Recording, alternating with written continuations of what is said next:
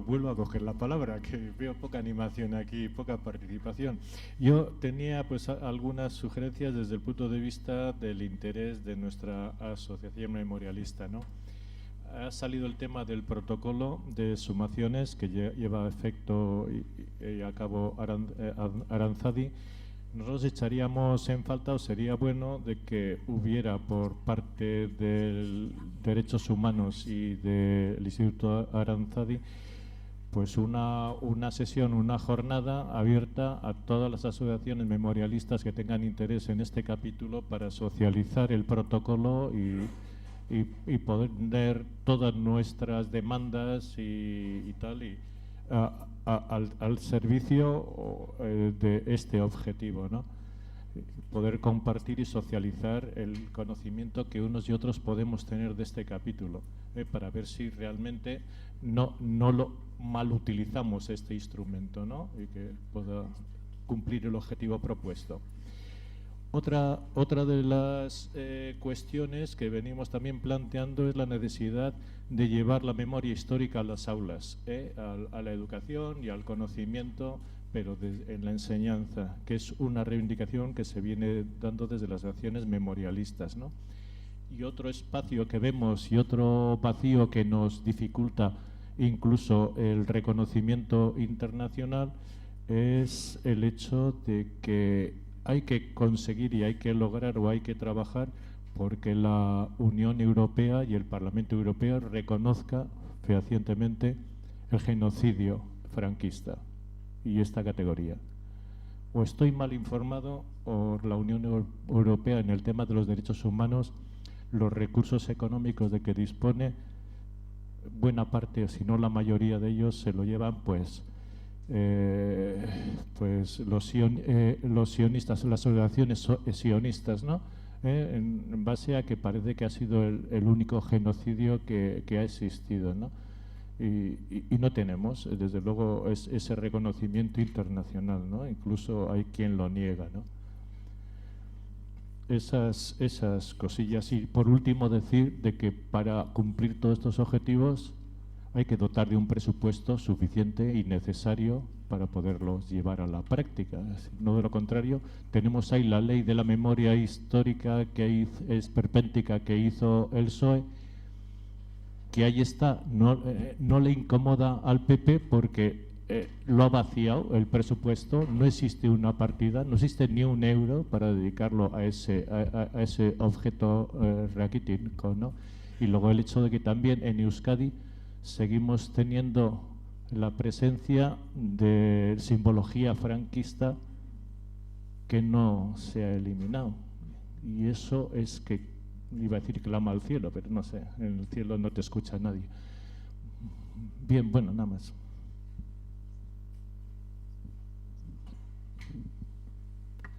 Bueno,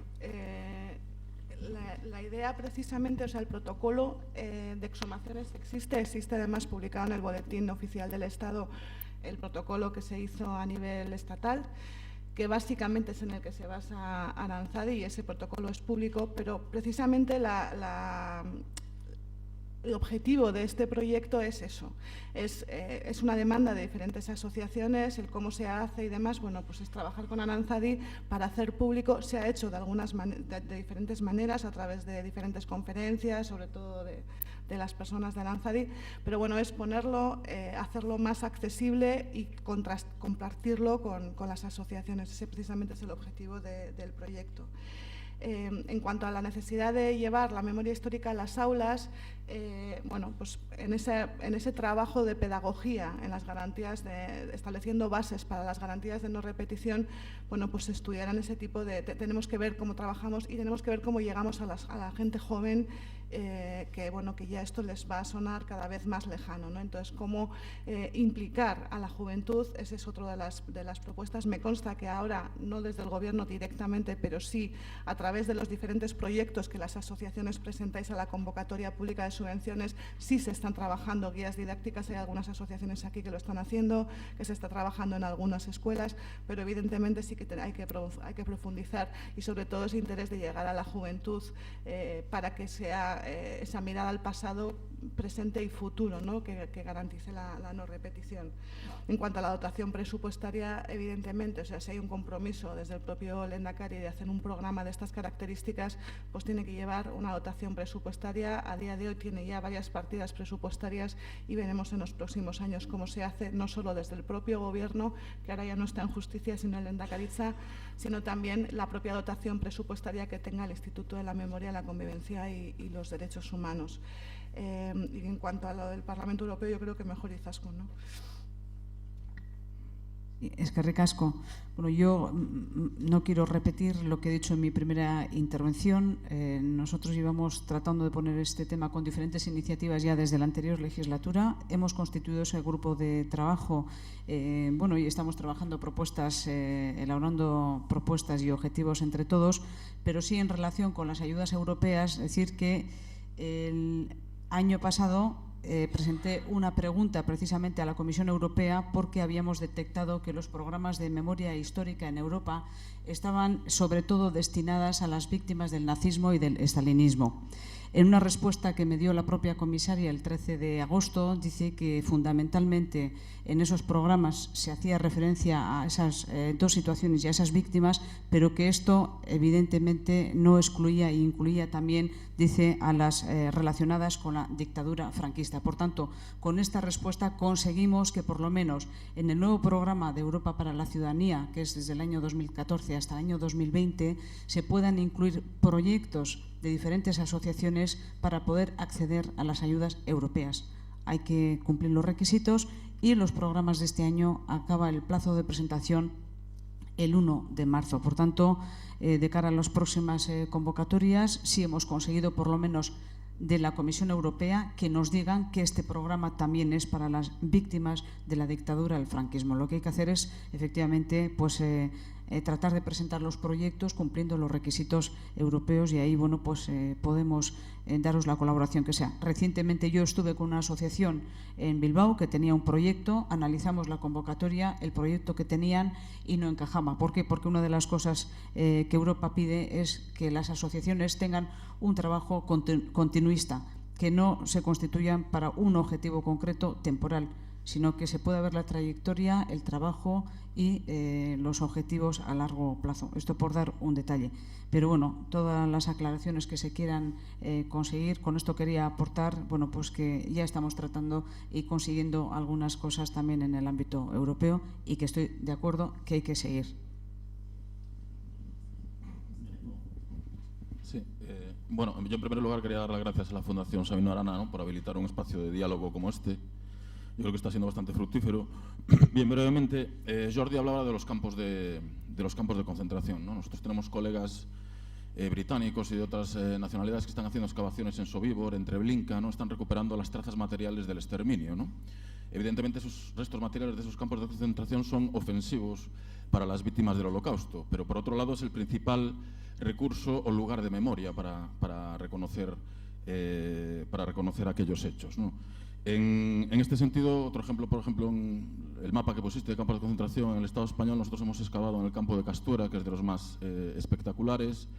Es un sitio que se quería eliminar y gracias a la sociedad civil, como tantos ejemplos que se han puesto aquí, pues se ha convertido en un bien de interés cultural, es decir, tiene la categoría máxima de protección jurídica de un bien patrimonial en las legislaciones autonómicas y estatales, ¿no? Bien, el día que muera el último superviviente del campo de concentración de Castuera o de Auschwitz, evidentemente es campo abonado para el revisionismo y las ideas ultraderechistas en España, ¿no? Y en España, en el Estado español y en Europa, ¿no? En este sentido, cuando se elimine la última traza material de esos campos de concentración, evidentemente también va a ser campo abonado para esos discursos revisionistas. Con esto quiero llegar a la cuestión que planteaba Mónica en cuanto a la política pública de memoria, es decir, de cómo cumplir con el derecho a la reparación, ¿no? Y ahí se planteaba como actuación prioritaria la eliminación, ¿no?, de los símbolos franquistas, ¿no? Se emplea ese término eliminación que no da lugar a equívoco. Claro, yo creo que eso es contradictorio, paradójico con la siguiente categoría de las garantías de la no repetición, porque yo creo que uno de los mayores recursos didácticos, como bien planteó Unai, de nuestros hijos, las siguientes generaciones, para que reconozcan que el diablo habitó entre nosotros, sea en Euskal Herria o sea en otras zonas del mundo, es precisamente la presencia de esos, llamémosle monumentos, símbolos fascistas, lo que queráis. Yo, evidentemente, este es un tema muy complejo y ya estamos llevando a cabo un curso cultural para la ciudadanía de Vitoria-Gasteiz, en el cual hay apuntadas 46 personas, desde un chaval de 19 años a una señora de 76. Y cuando planteábamos en el debate qué hacer con estos símbolos franquistas, evidentemente a nadie le gustaba, ¿no? Podía haber alguien que le guste, pero en este caso no. Y hubo como 7, 8, 9 pareceres diferentes para ver cómo podemos gestionar esos monumentos o esa construcción de la memoria que hicieron los vencedores durante 40 años. Bien, yo para los planteamientos vuestros de poner en valor paisajes de la guerra, paisajes de la violencia en Euskadi, yo creo que esto no es una cuestión baladí, yo creo que es bastante más inteligente. Evidentemente esto es ofensivo, será la ciudadanía la que tenga que decidir qué hacer con esos restos, ¿no? A mí me consta que en Penalemoa, por ejemplo, pues se quiere derribar el Vía Crucis carlista, el santuario carlista que hay arriba, o Isuskitza, por ejemplo, que forma parte de todo el imaginario carlista, etcétera, etcétera. Pero yo creo que resignificar esos monumentos, no eliminarlos, pero sí que es una base importante para convertirlos en espacios de memoria a partir, pues, en nuestro caso, de una arqueología pública en comunidad y que, bueno, pues nos aporten lecciones para el futuro. Yo creo que es un modelo de gestión que no tiene que conllevar a la eliminación. Ya sé que este es un tema muy polémico, pero bueno, lo quería plantear aquí. Muchas gracias. Bueno, sí, he dicho eliminación, pero no he sido completa en la exposición. Cuando nosotros, o sea, desde el Gobierno se hizo el dictamen de recomendaciones de retirada o resignificación de símbolos franquistas. Son los diferentes municipios los que van a decidir. O sea, nosotros lo que se ha hecho desde el Gobierno es una catalogación incompleta, porque no se ha llegado a todos los municipios, de los símbolos franquistas que hay, que pueden ser físicos o simbólicos, es decir, puede ser el nombre de una plaza, el nombre de una calle o otro tipo de simbología, no solo la simbología física y no solo la simbología urbana, sino también la que está dentro de las propias instituciones públicas. Y con esos, en ese dictamen recomendatorio, lo que se hace a los diferentes municipios es un catálogo de recomendaciones para que ellos puedan decidir. Y esas recomendaciones van desde la eliminación de esos símbolos hasta pasando por la resignificación, reinterpretación e incluso la utilización pedagógica de lo que ha sido y de lo que no debería ser, ¿no? Entonces, en ese sentido, desde el Gobierno estamos con esa apertura, porque además es competencia de los propios ayuntamientos. Eso se ha hecho en colaboración con Eudel, y una de las reclamaciones que yo también creo que antes venía un poco a Amalio a hacerla con la dotación presupuestaria es, para esto no hay una dotación específica en el presupuesto del Gobierno, pero sí que se ha hecho en las diferentes, o sea, además de la carta que se envía a todos los ayuntamientos, se ha hecho una llamada telefónica en el mes de diciembre a todos los ayuntamientos de Euskadi diciendo cómo va cómo va en función de los símbolos que hay en su municipio, qué es lo que están haciendo, qué es lo que les falta por hacer y qué es lo que necesitan de apoyo. En ese sentido, esa puerta a la colaboración está abierta, y en el 99%, me atrevería a decir, de los casos, y si no es el 99 será el 90%, no exige una dotación presupuestaria, porque únicamente lo que exige es una voluntad política, muchas veces que se reúna la Junta de Gobierno del Ayuntamiento a resignificar o a renombrar o a reinterpretar el nombre de una calle, o trabajar con las comunidades de vecinos, por ejemplo, para la retirada de las placas de vivienda, o que no son grandes inversiones de dinero, sí, en algunos casos muy puntuales, pero en el resto es únicamente la voluntad política, y en ese sentido estamos abiertos a la colaboración, ¿no?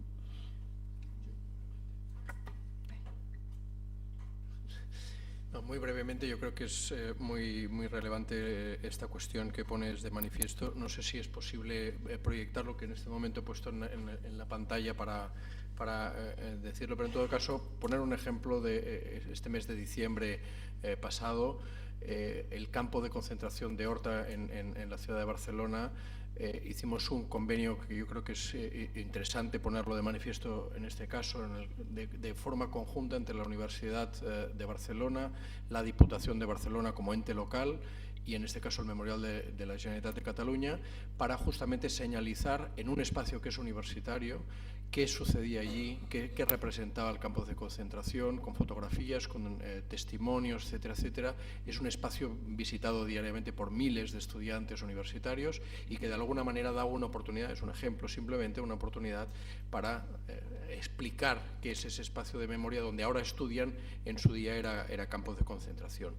Y enseño simplemente esto porque lo pueden también visitar en la web del Memorial Democrático, y realizamos un censo de simbología franquista, es decir, juntamente con 4 universidades catalanas, se hizo un censo sistemático de todos los lugares en los que aparece simbología franquista y las intervenciones que se ha realizado. En algunos casos se ha eliminado, en otros casos se ha resignificado, en otras situaciones se ha eliminado parcialmente o se han quitado algunas placas, algunas cosas ofensivas, y es un debate todavía abierto que tenemos en Cataluña. Muy recientemente salía en todos los medios de Cataluña en relación a un monumento franquista que ensalza la batalla del Ebro, por ejemplo, en Tortosa, y hay un debate público abierto, en este caso en Tortosa, de qué hacer con ese monumento, que es un monumento censado, vuelvo a decir, por el Memorial Democrático, y donde hay una aportación de qué se debería hacer sugerentemente, pero es posible que, por ejemplo, a nivel local se plantee una consulta ciudadana de qué es lo que se debería hacer con ese monumento. Sí, quisiera aunar. A mí me parece muy interesante el comentario y el cuestionamiento, porque aquí ponemos en valor 2 leyes que son fundamentales, la ley de memoria histórica y tenemos la ley de patrimonio, ¿no? Y nosotros como Diputación, en cuanto a la gestión patrimonial, pues me parece que despejar, perdón si algo se ha tocado, que me parece que gestionar esa cuestión me parece interesantísimo y necesario en los próximos años, ¿no? Que no haya una serie de contradicciones entre lo que es la gestión patrimonial y lo que nos viene dado en cuanto a las catalogaciones desde el punto de vista patrimonial a lo que tenemos que hacer desde el punto de vista de la memoria histórica. Me parece muy interesante ese comentario y un aspecto a la necesidad de trabajar en ello.